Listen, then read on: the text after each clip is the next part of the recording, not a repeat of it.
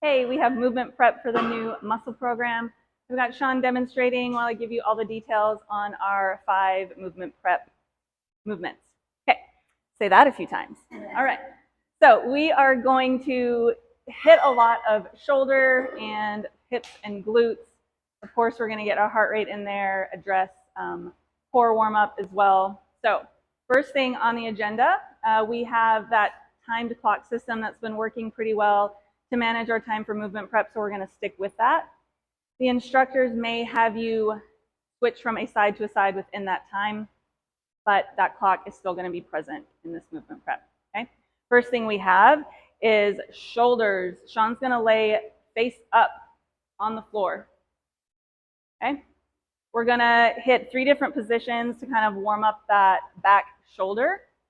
We're going to hold it isometrically. So he's going to start with arms overhead in an I position. He's going to lock his low back into the floor so ribs are cued down to his hips. His thumbs are trying to press through the floor while he keeps his abs on and his low back into the floor. Okay? So we might hold this for 10, 12, 15 seconds. Then he's going to shake that out, come into a nice big wide T. His palms are up. The top of his hands are pressing the floor away here as well. Okay, rest, back down. So palms up. Yep. He's going to hold this position. Shoulders are down his back here. You're going to feel all sorts of things firing in the back side of your shoulder from this one. Okay? All right. Movement prep is not done, though. Now he's going to stand up. He's going to grab a lightish kettlebell. We're going to work some balance, and we're going to warm up our core at the same time. So he's going to pick a leg. He's going to really plant that leg. And now he's going to pass this kettlebell slowly and with control around his body. So his hips are nice and quiet. There's a little bit of movement, but he's not moving side to side to create space for that kettlebell. He is bringing it out nice and wide around. He's going to transition each direction from the front every time it makes a pass back forward. Okay? So we'll switch to the other side, same thing. Okay. If you can't control your body with the bell that you have, it's okay. We can grab something else that we can control. Okay? All right, next we're going to go down to the floor into a 90-90 position. Heels are wider than knees and hips, and he's going to drop his knees to the right or the left to start. Always screws me up. And he's going to windshield wiper his knees from side to side, really utilizing those hips to be the mover of this position. Okay?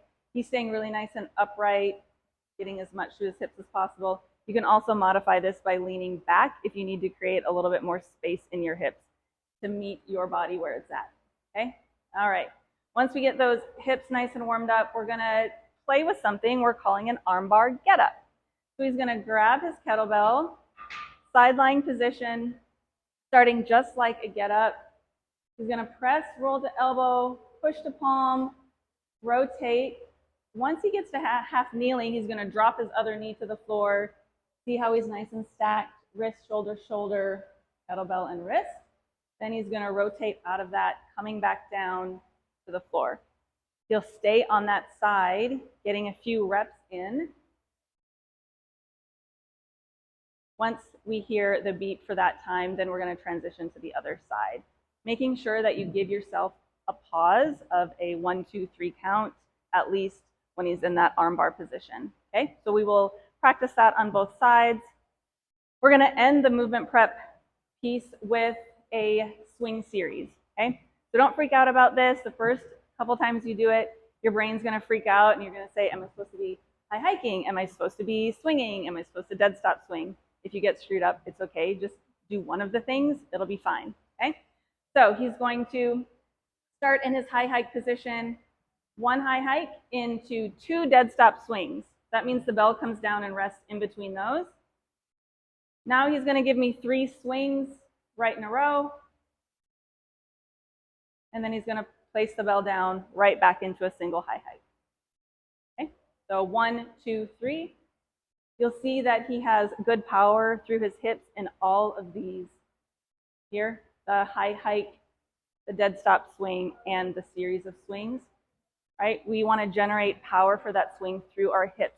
So If our hips aren't moving far enough behind us, we can't generate a lot of power. So big hip hinge all the way into a locked knee plank at the top, okay? All right, so give that a try. We'll be practicing that for the next 4 weeks. See how you feel.